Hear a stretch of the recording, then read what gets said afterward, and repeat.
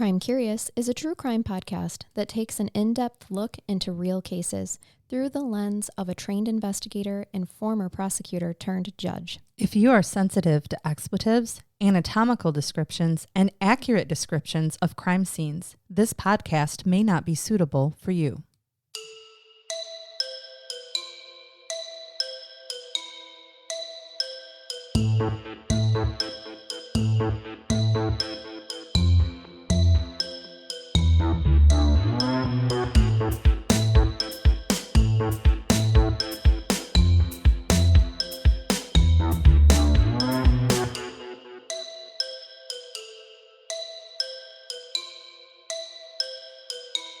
Are you in need of a private investigator with decades of experience? Crime Curious has teamed up with Corbett Investigations, a top private investigation practice in the greater Indiana area and beyond. Corbett Investigations is run by a former homicide commander of one of the country's most successful homicide units and has put over 400 people in prison for homicide, handled over 1,100 death investigations, and solved 33 cold case murders. Tim Corbett has a whole team behind his services that help him to be successful. They specialize in services like bloodstain analysis, ballistic crime scene reconstruction, and forensic pathology, just to name a few. When you contact Corbett Investigations, you talk with Tim Corbett directly. He is hands-on with every case and can travel anywhere that is needed to get the job done. Corbett Investigations prides itself on honesty, truth, and feet-to-the-ground investigation work and the strength to stand up to whatever is in the way of solving the crime. Corbett Investigations specializes in complex homicide cases, sex offenses, and criminal investigations, old or new. Tim and his team have a reputation for finding witnesses and information that others could not. Contact Corbett Investigations for a free consultation today at 574-229-8115. That's 574-229-8115. You can also check them out on Facebook at Corbett Investigation Services, Inc. Now, on to the show. Welcome to Crime Curious. I'm Charnell. I'm Megan. I'm Jason. Jason, welcome to the studio today. We're glad you could join us, friend. My He looks great. Oh, yeah. yeah, Please describe for the listeners your attire today. Well, I got a new golf shirt as I collect. It's my favorite thing. Looks like you went through a wood chipper. It does. It's a white shirt with blood splatter all over it.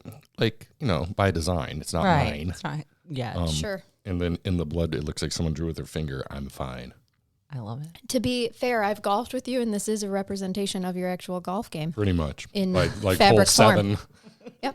Yep. Yes, by hole 7. You're so right. Motherfucker. Yep, I'm fine. Yeah. It's fine. Everything's fine. I'm gonna fine. I've become Someone's accustomed bleeding. to just posting his picture every time he comes here because he wears a cool shirt every does. time. Well, that was He the goal. entertains I us. figured I'm taking a picture before you We're talking leave. about murder I'm fine. and stuff. Yeah. And you're gonna give us a good murder. I'm super excited, as good as murder can be about Good murder this case. story. Well, Yes. it's well She's known not to gonna give us. It is well known to us because we're Michiganders. I mean, Jason's not, but he is now, but you weren't native. I guess. Yeah. So we're native to Michigan. This is big Michigan case. A lot of Michigan listeners will be familiar with it. But first, we need to say thank you to Kyle and Sarah for today's suggestion. Thanks, guys. Thanks, Yes. Kyle and Sarah. I have a gree. Oh, yes. Shake all the gree-gree before we get started. Are you tapping? Tapping the raccoon dick on the mic. She loves it when we touch the mic. Yes, it's my favorite thing to listen to and try to edit out. You knock it off. That was like little raccoon fingers on that thing. Stop it. You guys. Put your hands on your lap. You have no idea. Oh, God. Sit I don't on know my that hand. that's safe either, that you just made him put his hands on I'll his sit on my lap. hands. There we go. Okay. I'll put my hands on my lap. Yes. Yeah. So hang on to something, guys, because Sounds this like case is mac and wild. cheese. This is going to be... Dear God. Did we tell you this is a general audience episode? This is not a Patreon We don't episode. let him do You these did, but I forget for sometimes. a reason. More than- This I is need why more than one reminder. The general public doesn't usually get to experience brain bath to Jason because we don't want to be sued. Yeah. Sorry. Sit back, craft shells and cheese. You're letting him be the shells and cheese? I would have made him be the half moon macaroni things. I don't think he makes that sound. Oh, Lord. Okay, here we go. You want to know what I'm bringing y'all today? Yes. The Michigan co-ed murder case. It's a big one. There's lots of murder. Dun, dun, dun. It was a perfect day for you to wear that shirt, for was. sure. And it's also, fair warning, friends, it's going to be a 2-parter. So if you're not a Patreon, you're going to have to wait a week to hear part 2. Sorry about that, but if you are a Patreon, she's not sorry. Join Patreon if you're not, and you can listen right away because we record our 2 parts right in a row and we release them to our Patreons. That's who I am as a person. I would have to do it just to download. And if you subscribe now, we'll send you a free bowl of soup. We will not. This is why you're not allowed on the general audience. Jeez, ow. Why a bowl of soup? I don't know. No. It was full when I said it. I just know that Very there's messy. someone out there who's going to be pissed when they are like, I subscribed and I've listened to like 6 episodes and I didn't get in my freaking soup. Did not get any soup, people. Oh, shit. No. But with that said, join Patreon and you'll get us in our natural raw form where we are a little less PC because we're not as worried about being sued. This is fair. Let's jump into this case, shall we? A report in the Ann Arbor News on Tuesday, August 8th, 1967, described the first of a string of co-ed murders in the Ypsilanti, Ann Arbor area of Michigan over the next 2 years. And for the people who come at me about how I mispronounce things that are spelled weird. Not Ypsilanti. I know exactly how to pronounce Ypsilanti, but let me tell y'all how it's spelled so you can be a little less judgy about these things. Because if you're not from here, you would have pronounced this wrong. It is spelled Ypsilanti. Ypsilanti. Yeah, and we call it Ipsy. Ipsy, we do. So here's what the headline read. A body found yesterday afternoon on a Superior Township farm was tentatively identified as that of a 19-year-old Eastern Michigan University co-ed who disappeared without a trace July 9th. The body was that of Mary Flezar. Maybe, Megan, you and your fanatics here can... Phonetics? Phonetics. What'd I say? Fanatics. The same thing. Cool. Go ahead. Fleszar. Flezar. Flezar. Okay, so I said it right the first time, and I just didn't trust myself. But we're going to call her Mary, because I like to call people by their first names. So it was the body of 19-year-old Mary Flezar, who was last seen by a roommate when she left her apartment near the university campus to go for a walk. She was wearing a bright orange tent dress with large white polka dots and a pair of sandals.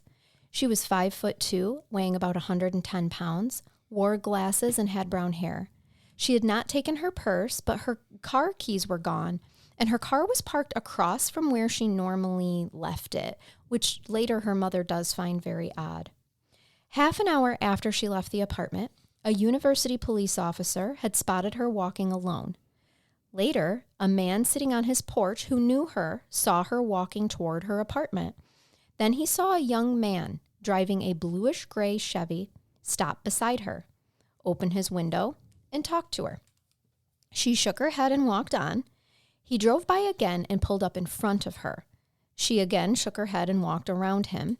He backed out, accelerated with an angry screech, and left. Concerned, the man on the porch watched her draw close to her building and then lost sight of her, but he did not see the car return. This man was the last person to see her alive. Mary's roommate alerted her parents when she did not return, and at first the police were not too concerned due to her being a college student and chalking her absence up as just maybe she went off partying and was, sleeping it off with people somewhere. But family made it clear this was not the kind of college life that Mary participated in. So they did eventually open a missing persons case sooner than I think the police originally would have, had it not been for her family saying, and her friends saying, this is not her. She's not off partying and just not coming home. Did we say, excuse me, did she go to Eastern or U of M? Eastern. Yeah. So Eastern has been known since even the early 60s to be a party school. Yeah. So there is kind of maybe a common misconception that that's why she would have been sleeping off, drinking. And her parents are having to say, no, she may be at a party school, but that's not what she's here for. Yep, right. Exactly. And I'm sure there are many times when police were called and have been called by concerned parents or roommates, and they really were off sleeping it off. Okay, so Clearly. to be fair, you and I went to small Christian conservative liberal arts colleges on the west side of the state, and if we were to leave to the weekend, the places I would go to party are Eastern, Western, right. Yep. Ferris. Exactly. Like, those are your MSU. Those are your party places. Yes. 4 weeks later, on August 7th, Mary's body was found by Saline residents Russell Crisovan Jr. He was 15, and he was the son of the owner of the farm near Geddes and LaForge Roads, and Mark Lucas, who was also 15. They were working at the farm, preparing to plow a field, when they heard a car door slam.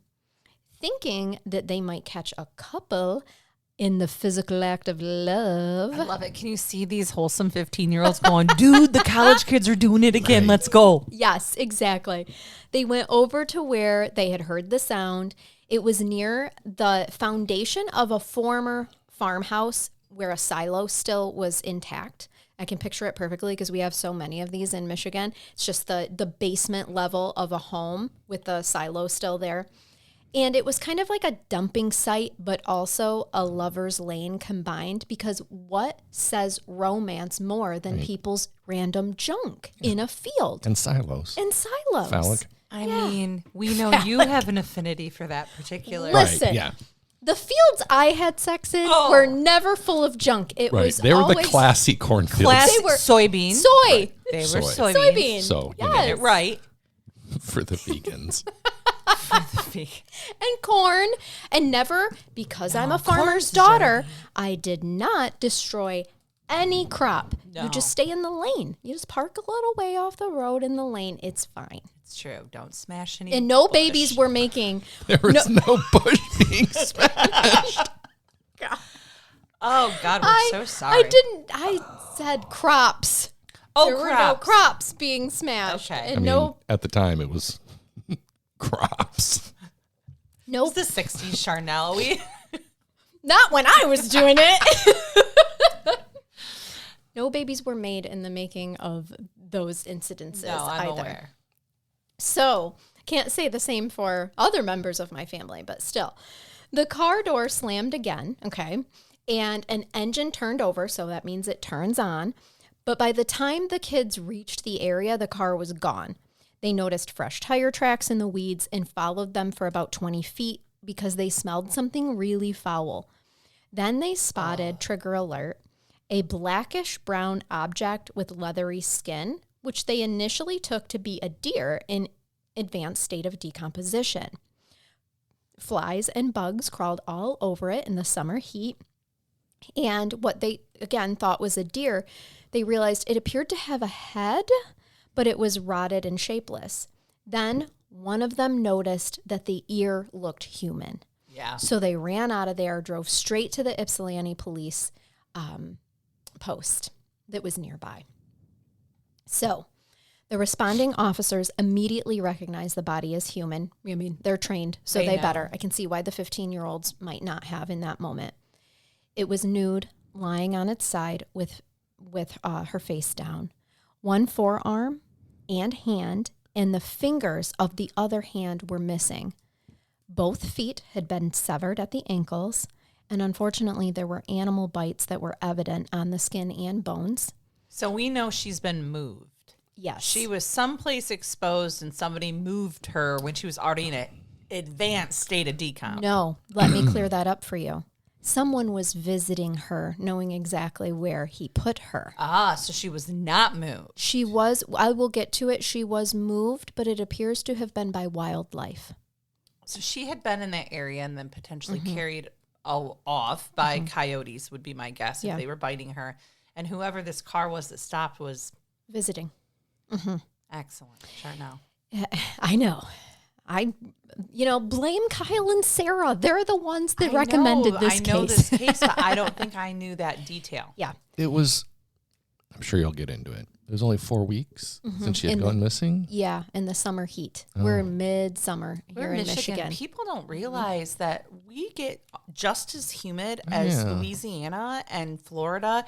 And if you We're look us surrounded up, by lakes. we literally are like 4th or 5th in terms of states Yeah. with the highest humidity, and people don't think about us that way. Because you can't So go you're- more than 5 miles without Well, hitting water. Correct.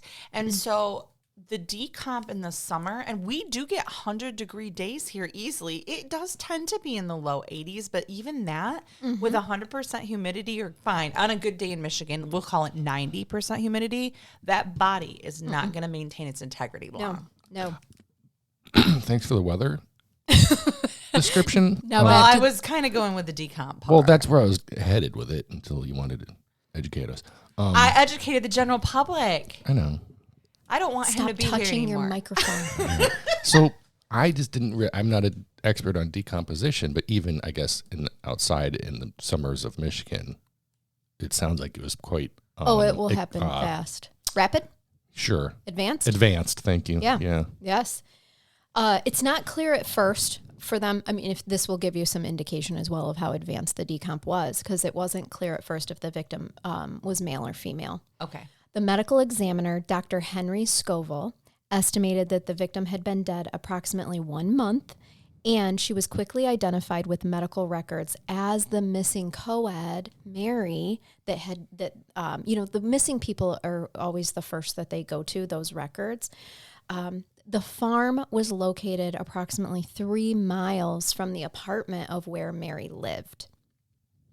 The autopsy found evidence that she had been stabbed repeatedly in the chest, approximately 30 times, possibly more, and 20 of those punctures had been identified by a knife or some other similar very sharp object. The lower leg bones had been smashed just above the ankles.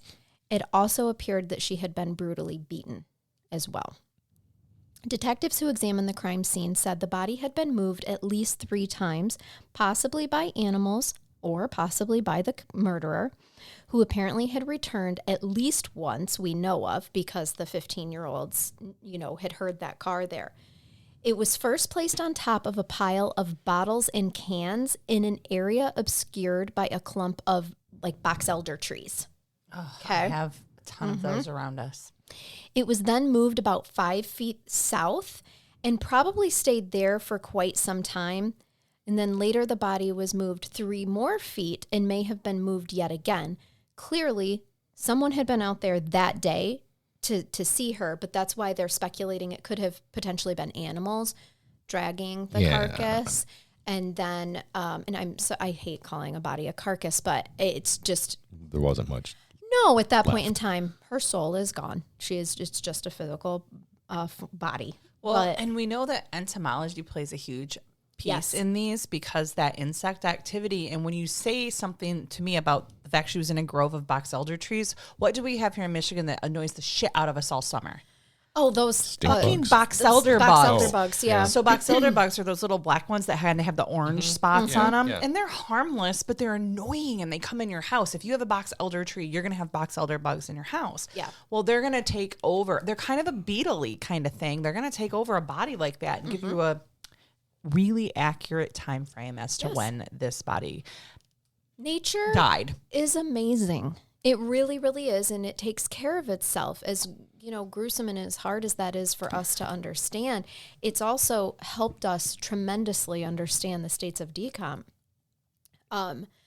There was a leather and plastic sandal found at the scene, and it was identified by Mary's mother as belonging to her.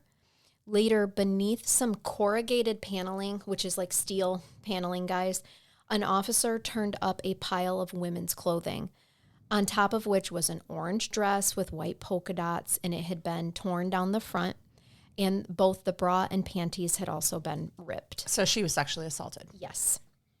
The remains of Mary were transported to a funeral home, and just before the funeral, there was a report that a young man, this is weird as fuck, you guys, a young man in a bluish-gray Chevy had visited the funeral home, claiming to be a friend of Mary's family and saying he wanted to take a picture. When this was denied to him, he left. He said that he wanted to take the picture because the family wanted it as a memory thing. Like a picture of what? Her body, Jason. Okay. So we live in an interesting area. Yeah, call it that. I have been to a funeral where people were taking photographs, like at the visitation. But not of an advanced state of decomposition body. No. And missing parts. Right. Like that should be a closed casket, I assume. Yes. Oh, I'm So pretty I sure was she was simply cremated. just going to differentiate when you made your face that this definitely was clearly not something the family would have wanted Nope. Right. them Nope. to have memorialized. Nope. So you have a POI. Yes.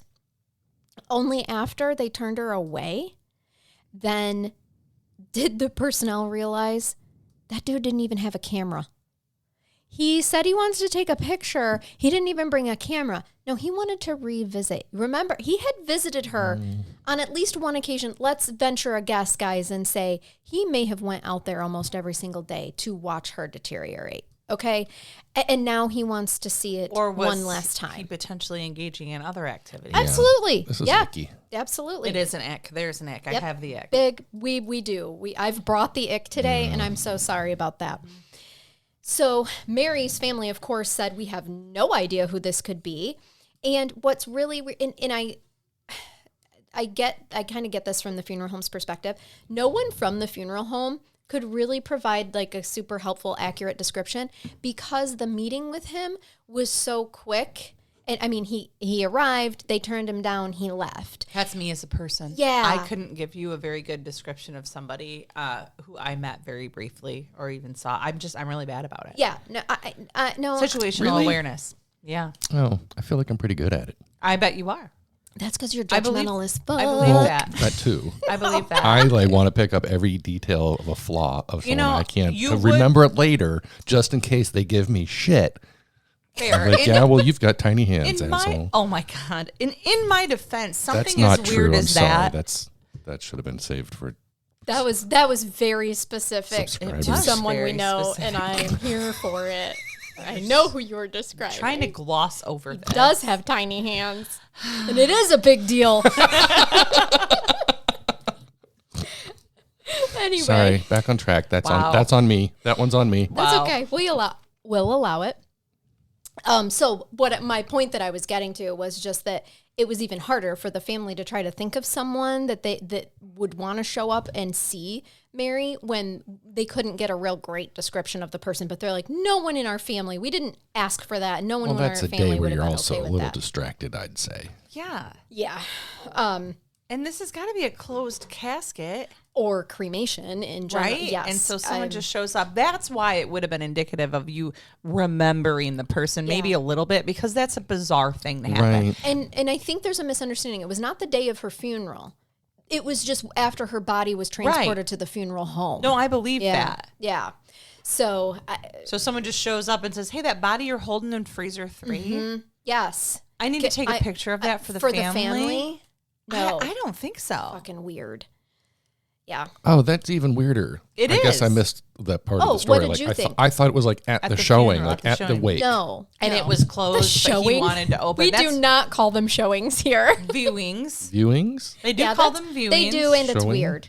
Can we change that? Can we cancel that? Cancel culture. Get on that. Can we call it something else? Why is it a viewing? Only Irish I- people call it a wake. I don't. I mean, no, okay, not yeah. just Irish. No Catholic. Catholics Not- call it wake. it's not an in general. awake. You're right. It's a sleep. Yeah. Right. It's Really. the wake. Yeah. Oh, I didn't mean awake. I know. Ass. We call it a visitation. That one was me. And that's, I like Anyway, that. but Visitation. Yeah. I thought But that's what it was during. no, Like he no. just showed up at the funeral home, and be like, I "Hey, assumed that also. body they just brought in." Okay, that's No, and I can weird. see what, because I said because I it got was confused because he's after like the family wanted me to take a picture. I'm like, aren't they there? yeah, no. Okay, got it. It Clear. was before the services had happened. Her body was just at the funeral home. Now, the next body would not be discovered for almost a year. So, the only clues for Mary's murder were the sightings of this bluish-gray Chevy that had pulled up to her as she walked home the afternoon night that she disappeared, and a young man whom nobody seemed to know showing up at the funeral home to take pictures. You know, other than that, they've got no leads. Almost a year later, on July 6th, 1968, Joan Schell was found on a construction site, stabbed to death, 5 days after she got into a car with 3 young men who offered her a ride. One of them was a tall, trimly built, clean-cut young man with dark hair who wore a green EMU, Eastern Michigan University, t-shirt. Joan's apartment was only 3 blocks from Mary's apartment. Although she had been gone for 5 days, Joan, her body had been in a place where it was found less than 24 hours after it had been murdered. Okay, after she had been murdered. Part of the body was still fresh, and although it was in like a root cellar, it seemed to be preserved a little bit. While the upper part of her body was black and leathery, as if exposed to the elements, there was evidence that she had been sexually assaulted. Her clothing was bunched up around her neck, and where she was found, the grass, you guys, had been clearly trampled as if someone had been there recently and frequently. Yeah, still visiting his victims. Yep.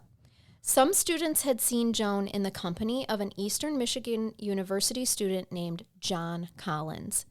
He lived across the street from Joan, but when interviewed, he claimed to have been with his mother in Detroit for the weekend. His actual statement was, "I was with my mama."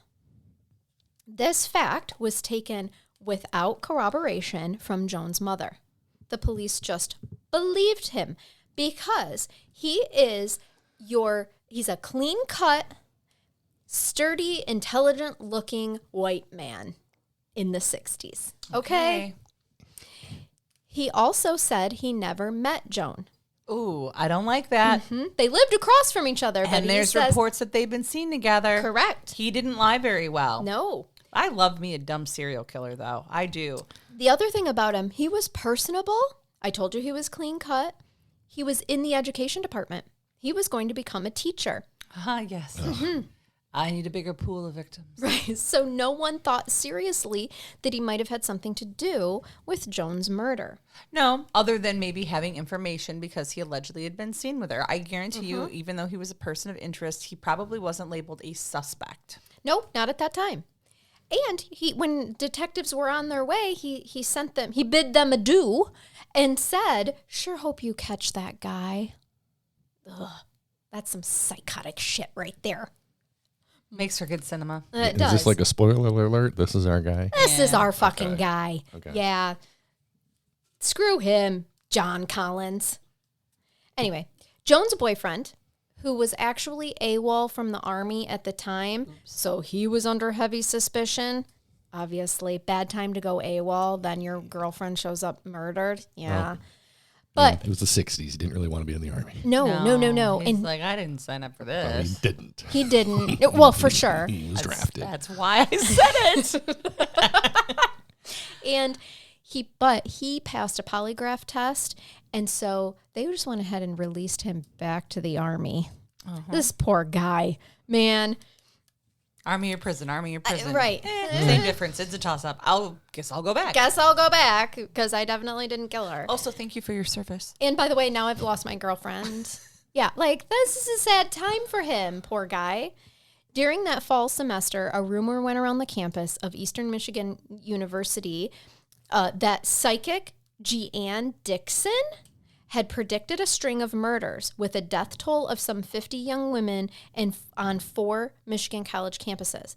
Miss Dixon denied making any such prediction and assured the students, ironically, that they are safe. Then, a 23-year-old law student, you got to remember this, before we started recording, Megan mentioned that her mom remembers these co-ed murders, and it was a real thing at the time, and everyone was scared. Well, and my dad, they were very young, though, let me point that out, because they were born in 54 and 56, so we're talking like 10 and 12-year-olds, but this is like your worst fear as parents. Yes. Hearing that these things are happening, and you're in rural Michigan for the most part. Ypsi wasn't super built up at that point, but it's big because of the college. And there are some areas that aren't super safe. It's only an hour and 15 minutes away. Yeah, Yes. if that. Oh, yeah. It's terrifying to know that all of these women are coming up missing and grotesquely found. Yes. Then there's 23-year-old law student Jane Mixer. Yep. She was found on March 25th, 1969, fully clothed in a cemetery in Denton Township. She had been shot twice in the head, strangled, and then covered with a yellow raincoat, which which adds a creepy factor for some reason. I don't know why. Because that's we've some all horror seen movie it. shit. Right, yeah. Yeah. That's why, because Yeah. Stephen King ruined Yeah. Yellow Raincoats. He for really us. did. You're so right. Even more than the man in the yellow hat. God dang it. You mean Casey? Yes. Patreon Casey. Her skirt was rolled up and her pantyhose pulled down, but a sanitary napkin, that's a pad, Jason. Okay. Thanks. Not like from McDonald's, like Right. It that was you get from the shitty metal boxes. correct. Yep. Just so you know, it was a menstruation pad. Thank you for was- using all the words. Was still in place and it indicated no sexual attack had occurred. I think that was the intention. And then, as a lot of sexual predators are at times, are completely turned off by a woman in her natural cycle of menstruation. So that seemed to have saved her from that type of sexual So it assault. said she was just beaten to death. She was. Her last message to her parents was that she had succeeded in getting a ride to their home in Muskegon, and she would be there for the weekend. Police looked unsuccessfully for a young man named David Johnson, with whom she had supposedly gotten this ride from. That's who she told her parents she was. They compiled a list of 16 men by that name who had some association with the universities, but none of them checked out. Now, keep in mind, this MO is a little different. Shot twice in the head, strangled, and then covered with a raincoat. So with no sexual assault. With but no sexual assault. We presume we know why. So it could be a completely different assaulter. Yes. And it clearly, whoever gave them their name that they would drive her the roughly 2 hours and 40 minutes over to Muskegon gave a fake name. Mm-hmm. Yes. So only 4 days later, another construction worker found another woman. Marilyn Skelton, 16, was beaten to death and left no more than a quarter of a mile from where Joan Shell's body had been found. The farm? Mary was found on the farm. Mary is Joan was on a construction, Okay. like also seemingly construction type site. She had been brutally battered about the head and left exposed in what is determined in a police investigations as the quote unquote rape position. Okay. And this is a gruesome detail, but it just shows us what this poor woman went through. But there was a tree branch that had been inserted into her body by way of her vagina and was left there. Her body was covered with welts as if she had been hit with a large buckled belt. It was imprinted across her breast were marks that could have been from the straps. Her clothes, except her underwear, were piled beside her body, and her shoes were next to her feet, and a piece of dark blue cloth was stuffed into her throat. Were these post-mortem injuries? No. So it's a trigger alert what I'm going to say because some might think it crass, but to me that indicates if she was sexually assaulted with a tree branch, he was somehow unable to perform. Right. I think that he had got himself to a state where he could not become erect, and he instead got his gratification by sexually assaulting her with A different an object. inanimate object. Mm-hmm. I mean, just looking at those sex crime things that we are aware of. Yeah. And if I'm wrong, I'm wrong, but I don't feel like I am. Do you think that from the level of brutality to a woman, this person probably had some mommy issues? 100%. Oh, yeah, absolutely. We'll get to him, but I don't get to him until part 2. Good, that's fine, because I get a Norman Bates vibe from this. What was the guy's name? Collins. Or he was severely John Collins. sexually assaulted. Yeah, who knows? At So- this point, we're going to find out. You are. So here's the thing. Marilyn, she was known to use some drugs. This is the 60s, after all. What, like some weed and some acid? No, I don't know. I didn't look Okay. for those particular details. But the fact of the matter is, because they knew her to partake in those activities, they felt that she might have maybe been running with a little bit of a harsher crowd. And she had been hitchhiking the day that she disappeared, not unusual for the time, Rougher of course. crowd. Like the Sigma Chi's. Oh, well, we get to them. Not the Sigma Chi's, but we do get to a fraternity. Right. Once again, her boyfriend is questioned, but proved to be a dead end. So then they started focusing on known drug users. but this leads to no real leads. I think the fact that she was a drug user, whether it was heavy into or just occasionally using, kind of took them down the wrong path for her. Agreed. In her investigation, and it leads them to no leads. It's what happens when we make assumptions, but you also have to follow every lead you have, and that was a lead. It was. Then 13-year-old Dawn Basom, B-A-S-O-M, Basom. I'd say Basom. Potato, but sorry if I'm saying it whatever way I said it was wrong. Thanks, I apologize. Dan Quill. So poor Dawn, was discovered by the roadway. She's just casually dumped by the roadway on April 15th, 1969. She wore only a white blouse and bra, and both of those were pushed up around her neck. Her arms were bent over her head. She had been strangled with an electrical cord, and her breasts and buttocks were viciously slashed. He's getting a little young here, isn't he? I would think so, yes. I don't know if she may have looked older. Not certain that he really knew her real age, but a handkerchief. It was also possible that it was a piece of her blouse as well, was stuffed into the back of her mouth, much like the other gals here. Sheriff Doug Harvey, in charge of the Washtenaw County investigation, now gets 6 law enforcement agencies. There's 6 different law enforcement agencies involved. They ordered a news blackout so that they could do a stakeout. Okay, so what that means is no one is to report on this 13-year-old because we want to see if we can lure this person back, because we know in the previous cases that it appears as though the murderer comes to visit, right? So do not release information that this body has been found so that we can see if we can catch him, right?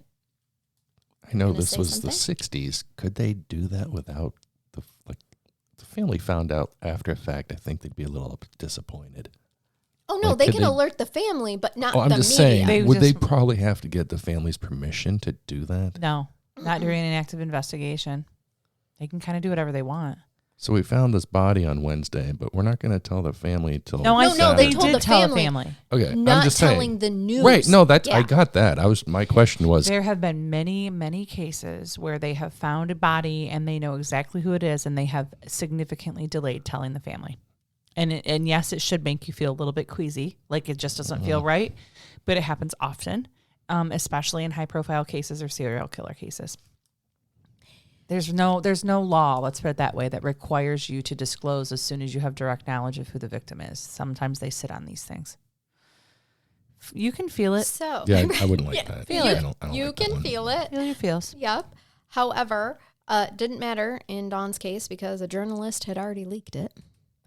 So one of Dawn's shoes was found about 50 yards away from her body, and then the other was located across the road in a ditch, indicating that the murderer had just tossed them out as he drove kind of willy-nilly. The detective extended the search for her clothing over a wider area, and one deputy was sorting through some rubble in an abandoned farmhouse not far from where Dawn had lived and only a half a mile from where Mary had been left. And he found an orange sweater that Dawn had been wearing. He also found pieces of her blouse. And in the barn of that location, there was a length of cord like what she had been strangled with. Further investigation revealed fresh blood. And for the first time, they had located one of the actual murder sites. Even so, there were no clues as to who the killer was, but they continued to comb through the rubble in the house. A week later, one of Marilyn Shelton's gold-plated earrings was found at the site.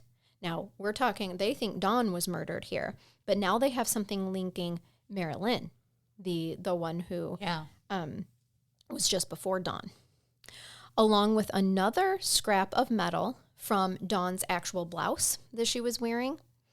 I don't know if that was a button or some had, metal embellishments on them. Okay, so we have a place where we think he's actually taking women to kill them before he takes them and dumps them. Mm-hmm. And if we do this correctly and the media hasn't leaked all of it, we might be able to keep an eye on this location. Right. The police were certain that these items had not been there in their previous search. Okay? So they're feeling that the killer had returned, and they're even thinking that he might have been leaving that stuff even to taunt them, to play with them a little bit.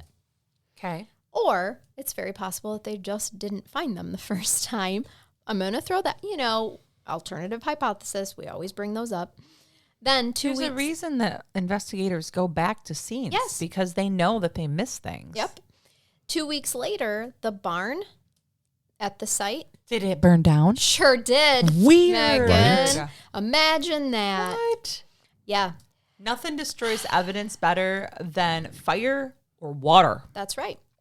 And a reporter that was reporting on the fires as they were on the fire as it was taking place, they discovered 5 purple lilac blossoms, freshly cut, lying nearby randomly. One for each murder, an it effigy? seemed. Yeah. What's weird to me is an arsonist was arrested for setting the fire, but no one could explain the flowers. I mean, you could have a weird serial arsonist or an arsonist who leaves flowers places, but Didn't murder people? who's the arsonist? Not our say. suspect. Not our suspect. Not Mr. Collins.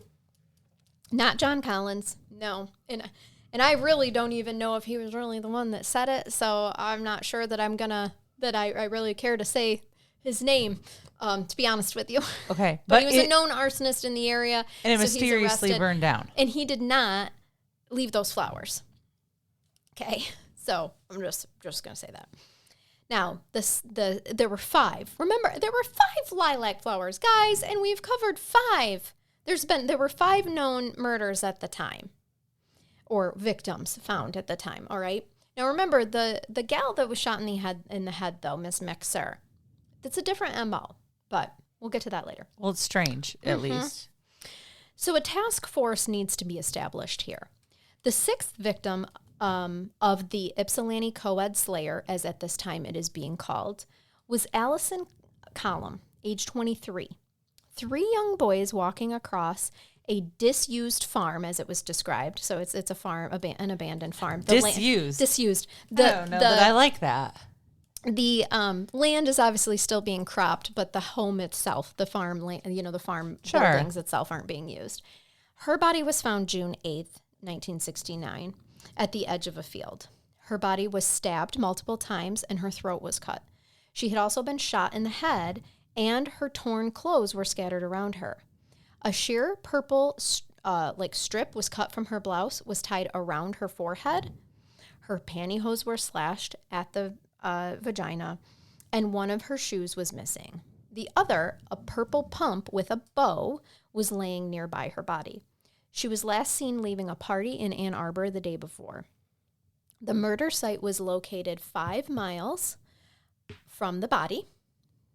Okay.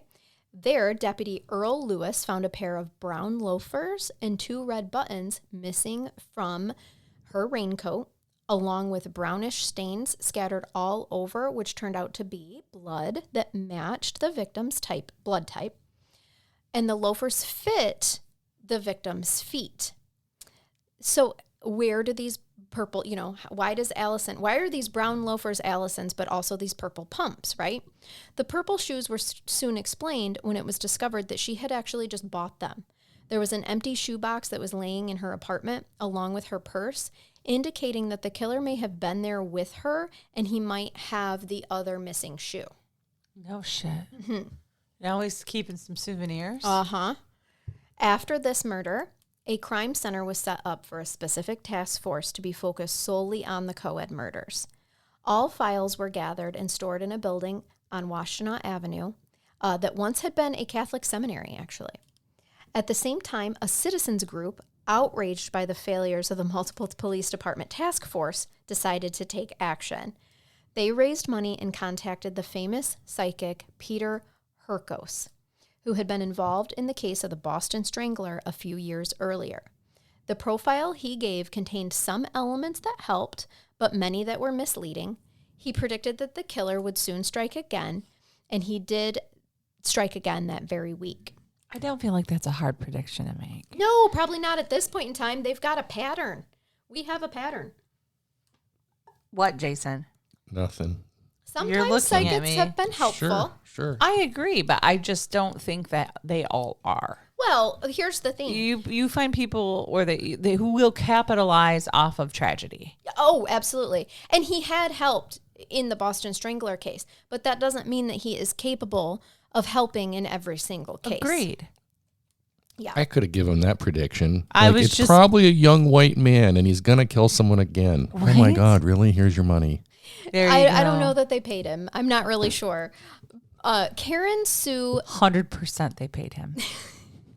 I don't know. 100%. I didn't find that information, but I'm sure you're right. I don't know if he just, I want to see. I liked want to see use track it. records. I want to see statistics here, and what's being promised. Karen Soon Beneman, 18, who had written to her parents that she was being careful, inexplicably accepted a ride with a stranger on a motorcycle on July 23rd, 1969. She mentioned this to the owner of a wig shop because she had went to go purchase a wig. And so she's chatting up the owner. And she mentioned that she was riding around with a stranger on this motorcycle. And the owner actually warned her not to go with the man. And from what they can tell, this owner of the wig shop was likely the last person to see Karen alive. 3 days later, she was found strangled, beaten, and sexually assaulted. She had been raped either while she was in the process of dying or immediately afterward. The autopsy couldn't determine. One side of her face was completely bruised, like she had just been beaten repeatedly on one side. The autopsy also revealed that a piece of material was stuffed into the back of her throat, as well as her torn panties were stuffed into her vagina. And there were human hair clippings stuck to the panties, and they determined that she had only been in that about a day and a half before her body was found. Since the she's not in as advanced state of decapitation. No, not at all. And since she was in a sheltered, woody, gully, is what it was described as, they were able, this time, the sheriff was able to successfully keep the discovery out of the news, and he did then order a complete stakeout, replacing her body, Karen's body, with a store mannequin to see if the killer would return. That same night, it rained, diminishing visibility, and when a deputy spotted a man stop by the mannequin and then run out of the gully, he tried to radio a description to others, but his walkie-talkie failed. The sound of a car engine told them that whoever the midnight jogger was had gotten away. Chase him. I thought the same thing. Get out of your car. I know. I don't know I don't know how big this gully was. I don't know how rough the terrain was, but the fact that your walkie-talkie fails, okay, there's other means. You have other means. What was the plan then? Right. If someone showed up, You're gonna watch. Hope it didn't rain, that it was more clear. I feel like you need to set yourself up in a location where you have direct get out of the accessibility. car and chase them. Yeah. Well, it was raining. Well, also, they could have watched the weather and know, hey, our walkie-talkies don't work real well in the rain. How about we have multiple people? I'm sure it came down to funding. There's not a lot of workers that want to take on a third shift and stalk out a mannequin body, right? But, this is fair. But what was the plan? You're going to walkie-talkie and then they're going to, backup's going to come at that point? Okay. I can guarantee you that with these agencies working together, forming this task force, probably not one of them had ever worked a serial killer case before. I'm sure not. So I know. Trying to set up a Bugs Bunny-like trap didn't necessarily work out so well this time. It did not. What should we use? Let's get that mannequin from Woolworth. Right. Yes. Then apparently the killer is a road runner and was able to get away. The theory that they've tested, though, is that we know, and we've known since the beginning, he's coming back to visit. He can't help himself. He cannot. It's part of it for him. Between 3 witnesses from the area of the wig shop, a composite sketch was made and printed in the paper. One person who worked at an office supply was sure that the man had been riding on a Triumph motorcycle. Oh, those are good. That's a good old bike. I think my dad had a Triumph in the car for a while, or in the garage. Well, remember, Karen had said she was hitched a ride with a guy on a motorcycle. Yeah. At the same time, a young campus policeman, Larry Mathewson, was putting together a profile, and he was acquainted with John Norman Collins, who had already been questioned during the second murder investigation. He had seen Collins cruising around that day, borrowing a photo of him from a former girlfriend who also said that she had seen Collins driving around campus. Mathewson took it to the girl who had noticed the make of the motorcycle. She readily identified him. So Matthew decided to go investigate Collins. No. Mathewson was inexperienced with murderers. However, his unexpected visit unfortunately gave Collins the opportunity to hide any evidence that he had in his possession. So we have, if you remember, I said that a campus policeman, Larry Mathewson, campus. This is not a criminal investigator, and he It's like decides, a step above mall cops. Yes. It's hired security. It is. And he decided, you know what? I've got a profile here. I've got a couple of leads. Let me go interview Collins. All this succeeded really in doing is tipping Collins off that he could possibly be implicated here. So Collins' roommate, Arnold Davis, recalled that Collins had taken a box covered with a blanket out of his bedroom. As Davis opened the door for him, like meaning he realized that Collins is wanting to get rid of this box, he opens the door for him because his hands are full with this box. He spotted a woman's shoe inside. He spotted rolled up jeans and a handbag in the box. Now, John Collins later returned without the box and just told his roommate, Arnold Davis, that he just got rid of it. Collins was put under surveillance because of, Mr. Mall Cop there.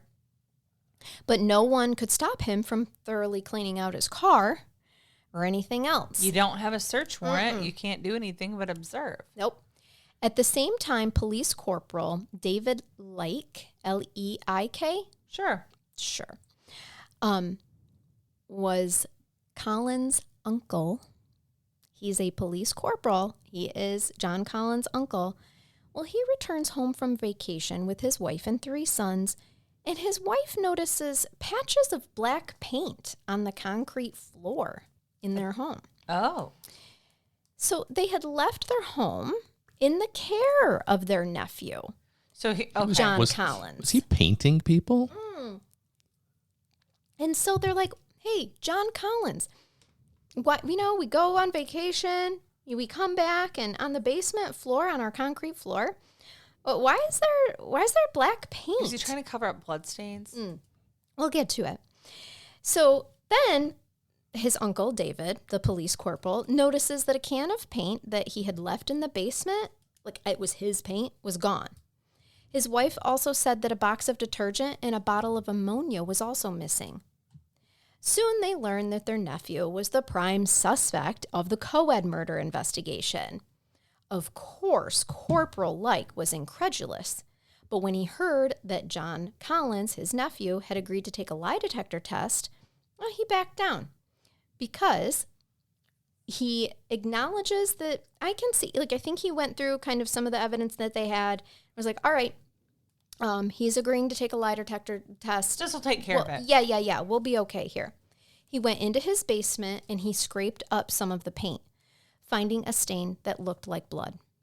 Immediately, he did call the lab analysts. The stain actually turned out to be varnish, but suspiciously, John Collins had called to ask if they had found out anything about it. Police Corporal Leik did tell John Collins that it was just varnish, and all of a sudden, John just inexplicably begins to cry. He's on the phone with his uncle. It's like, hey, by the way, what'd they come up with on that stain? Oh, it was just varnish. And he starts bawling. So, Leik recalled that he had used varnish on some shutters, but he couldn't explain why someone had then covered them with paint. I think he thought it was blood. Absolutely, because there was blood down there, Yeah. and he didn't realize that there were already varnish specks, right? So he was just trying to cover up any speck that he saw in case it was blood. Right. Yes. Do you think his tears were of relief? Yes, I do. I thought he might have been painting the girls. You know, because the one, sure. the one they were described as being black and leathery. I got you. I don't know. Just He had some other weird decompensation. freaking fetish on top of all the other shit going through this kid's head. Well, absolutely. I don't think that's a far stretch of the imagination at all, Jason. I mean, Like maybe he had some very bizarre, racially motivated thing. It's the 60s in Michigan. Sorry. Yeah. So, I don't know. That would have made it even weirder, but I'm glad that's not the case. Doesn't appear to be, but there was definitely some blood down there at some point in time that he was trying to cover up and accidentally covered up some varnish, and that's the one that they happened to scrape. I agree. That's exactly what happened. As the lab experts crawled around on this floor, one of them noticed hair clippings near the washing machine. Now, police corporal explained that his wife does cut their children's hair, and aware of the odd clippings that were found on Karen Banneman's panties. Remember I mentioned that there were hair clippings? They gathered some from the basement floor and then compared those that were already at the lab. Then they noticed tiny droplets that looked like blood. When tested, these did indeed prove to be blood. When later tests revealed that the blood stains were human and that the hairs are consistent with those found on the panties, John Collins was arrested, just as his attorney was taking him away from interrogations, because they're now questioning him, bringing him in for questioning more and more. Another 5 minutes, and he may have been free to bolt. Like, the attorney is recognizing what's going on here and that his client is likely guilty and is coaxing him time to go. We're done talking now. Let's go. Just as that lab analysis comes back positive for blood, hair clippings come back consistent. Dude, they were stalling. They're just trying to stall this interrogation as long as they can to get lab those results. lab results. The hair clippings from the uncle's kids? No. Okay. No. I didn't know, because that's where they got their haircut, and maybe that's where the girls were taken, and then somehow the hair clippings got on her panties, which would indicate that she was there. Right, that's what I'm saying. Right. No matter Yeah. who the hair belonged to, this is... Well, yeah. We get to it in the trial. Okay. Yeah. So he had thoroughly cleaned his car. It was obvious that he had thoroughly cleaned his car, by the way. Which is also usually fantastic evidence to use, because most people don't detail fine-tooth clean their car. Listen, in that same and time this is frame. where I'm going to be in real trouble I do once someday. a year in Right. the summer, just saying. My husband cleans our vehicles a lot. Oh, so it looks like lot. you cleaned up a crime on a regular basis. But everyone who rides around with me, though, will say, I've never seen her car dirty. So I don't know. It might just be like, well, yeah, it's cleaned regularly. That's why no one has seen it dirty. Are you warning us? Are you trying to give us a tip just in case? Nope, I was playing. Don't end up in the back of Charnell's car. There'll be no evidence of you within 24 hours. I will haul you with a horse and carriage before I will let you in my new car, bleeding. Yeah, that's also true. So they know his car had been thoroughly cleaned, but there was blood matching Allison Colombe's type found near the front seat. There was a red and white piece of cotton fabric that was pulled out from between the cushions. Was it raincoat? And no, the red and white piece it was from one of the other victims. Yeah. And that was, I'm getting to it. I forgot that I had this in here. My bad. That red and white piece of cotton fabric was from a cotton fabric belt that matched that of being around the throat of one of the victims that was murdered.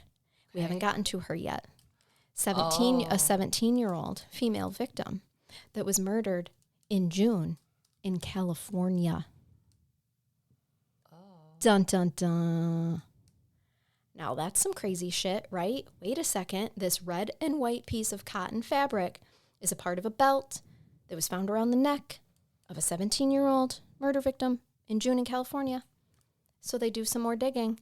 This is what really leads big time to his arrest. John was in Cali. He sure was, because John Collins and his friend had stolen a camper trailer and gone to Salinas, California at the end of June. and Roxy Phillips had disappeared from there on June 30th, and her nude, strangled body was found 2 weeks later in a canyon near Carmel. She had been wearing a red and white cotton pantsuit, and the belt from it was tied tightly around her neck. A friend of hers claimed to have met a John from Michigan cruising around Phillips' neighborhood who liked to drive motorcycles. Yeah, this is just more than circumstantial Sure at this point. is. Miss Roxy was left in a bed of poison oak, and wouldn't you know it, John Collins was treated in a hospital there in California for a case of poison oak. Hurts like a bitch. Yes. Itchy as hell. We got a clear connection here, So guys. did he have a friend that was in on all this? Was there more than one person? I think there was more than one That's a person. wonderful question. I think his friend That's was something helping that's him. been I think his friend speculated. shot the one girl in the head repeatedly. That wasn't John. I like where you're going with this. Then, Arnold Davis, remember he's the roommate of John. Did he go to California by any chance? No, nope. But he does remember another incident. Okay. He said that he had been one of the three men in the car when Joan Shell was picked up. Although he didn't know that it was Joan Shell at the time, he stated that she had made plans to get together with John when the other men went their own way for the night. And that John Collins later had claimed that he had left her in an empty parking lot when she'd been unwilling to have sex with him. And that's how he explained away to Arnold Davis, like, yeah, you know that chick that, you know, when you guys left, like I was hoping to hook up with her. Well, she didn't want to hook up, so I just left her in an empty parking lot. And then she shows up dead a couple weeks later. And now they think it's me. Yes. It also turned out that John Collins had an office across the hall from Mary's and often visited friends who lived across the hall from a unit that was frequented by Marilyn Skelton. So we have connections to him, direct connections to him in a majority of these girls that have been found. Poor Arnold. I know. Arnold Has is he like, moved out? shit.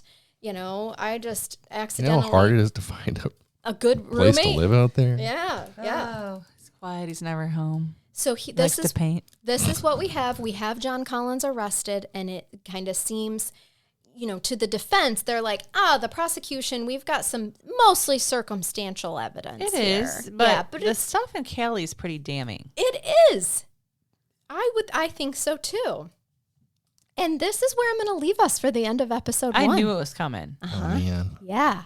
Okay. So tune in next week, or if you're a Patreon, just jump over to the next episode, or just join Patreon just for this month if you want to. You can cancel us later. Oh, and you can binge listen You for the can. month. There are hundreds of episodes, you guys. Like, Yeah. I promise you, we are affordable. Our highest tier is $10 a month. You waste $10 a month on so much less entertainment, let me tell you. It's less than Netflix. I spent more than that on a 4-pack of these beverages that I brought over. Yep, you sure did. Yeah, we are, and we intentionally keep ourselves affordable so that we're accessible to everyone. So enjoy that because, you know, we're not in this to get rich, but I do have a brain bath. I was just saying, are you going to give us a general audience appropriate brain bath?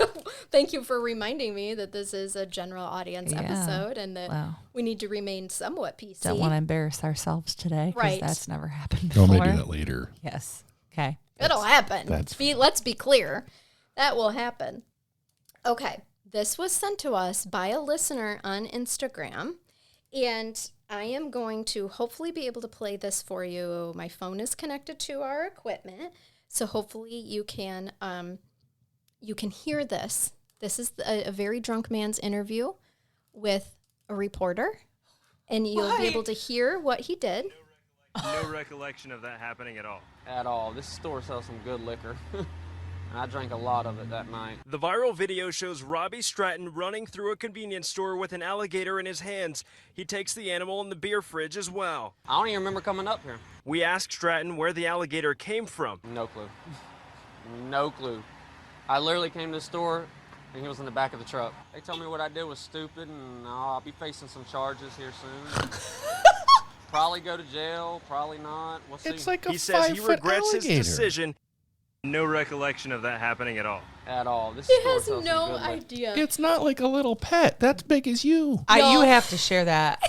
on the actual Crime Curious page because that is legit. I for a minute thought it was like, the baby ones that they carry, like that a little right. one that you have for a pet that's No, like maybe he- a foot too long. And the worst part, did he say he just grabbed it out the back of the truck? Like somebody else had it in the back of their truck? Nope. He said all of a sudden he realized it was in the back of a truck. He has no idea how he got it. No idea how it got in the back of the truck. No idea why he grabbed it and carried it through the liquor store. Well, he didn't want to leave it alone. Well, you didn't want to probably catch wanted to- charges because of that. You left your alligator alone in the Florida heat. I Yeah, like to gator think it was something neglect. more along the lines of, what do you want to drink tonight? Why don't you come help me decide? Hey, y'all, why don't you sit back and watch this? He's like, you can pick tonight. Fred, you want to come with me? I'm sorry. Did you clarify that was Florida, correct? Oh, yeah. Oh, yeah. Yeah, Okay. absolutely. I mean, it could have easily been parts of New Orleans or parts of Louisiana, maybe some Mississippi, me but double check, that has got to be Florida. But- Somewhere around our new Gulf. Yeah, Robbie. The Gulf of Cuba. Cuba's there. Gulf of Jamaica. Robbie Stratton from Florida. Yeah. Yeah. Yeah, Robbie, he looked like he's from Florida. Oh, yeah. But he was carrying that gator. Did it There's- say where he was from? It doesn't. Fort it just- Myers. He's that- from Fort Myers. That was more than liquor. No, I'm lied. I'm so I sorry. agree. He's not from Fort Myers. He's from Daytona. That's guy's from Oh Daytona. I've had my plenty of- gosh, he loves NASCAR. I've had for plenty of sure. days where I was overserved on liquor, and never have I ever Yeah. grabbed a wild animal and just been like, let's go to the fucking store. If If there you was do, a though, cute raccoon I sitting was- outside, Yes! you wouldn't grab it and carry it in the liquor store? I know for a fact. I wouldn't be able to you physically, would. if I was that inebriated, I couldn't have the coordination to catch a wild animal. Maybe. Well, that one You've wasn't going to seen me move in real fast. action. You aren't limber. That's a It's good fair. point. It's That's if I'm fair. sober, I'd have a hard time catching a freaking If raccoon. someone handed you a raccoon, Oh yeah, I would take you'd it. take it and you'd carry it and you'd be like, "What?" Nobody looks just good in here? handed him that gator. He wants It was some cheese. big. He grabbed it. Oh, that was a 5-foot gator easily. Yeah. Was its mouth taped? No. He's just holding He's just it? holding it like a loaf of bread. And Well, his and the tail was his hanging tail off was the hanging, back. yeah, like just- under his arm. wagging like a puppy yeah. dog, really. I don't know. It might have been someone's pet gator. I don't I'm even not remember sure. how I got here. I just grabbed that gator and So I'm on the back I'm of the probably going to truck. go to jail, but probably not. I don't Saying I know. might have some charges. I might catch some charges Like, here. what- for what? This store What- for sells what- some good liquor. And I he wanna said. I know know- I drink a lot of it. I want to know what he may or may not have been charged with, because where's the crime? That's felonious assault. Of a gator? Absolutely. Is it- Dangerous weapon. Is it? Yeah. So, like, because he was putting other people in danger. When I was a brand new Right? prosecutor, my It boss seemed charged very well felonious behaved. assault with a ceramic frog.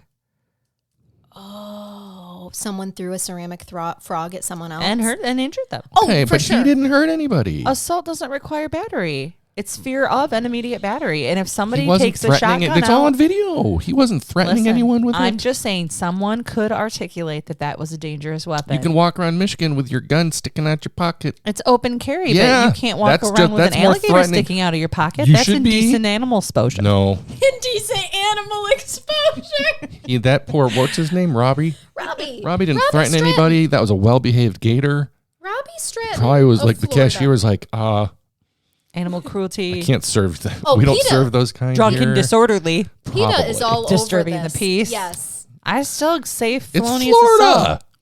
No one gave a shit. Assault with intent to do Everyone gator. is drunk and disorderly in Right. Florida. Assault with intent to do gator bodily harm less than murder. Right. Okay. Thanks, Your Honor. Alligator assault. Court is adjourned. Thank you all so much for listening. We hope that you, Keep it curious. And keep listening. until next time, Bye-bye. bye-bye. Fucking nailed it. You did. You nailed it that time. Didn't even ask for the line.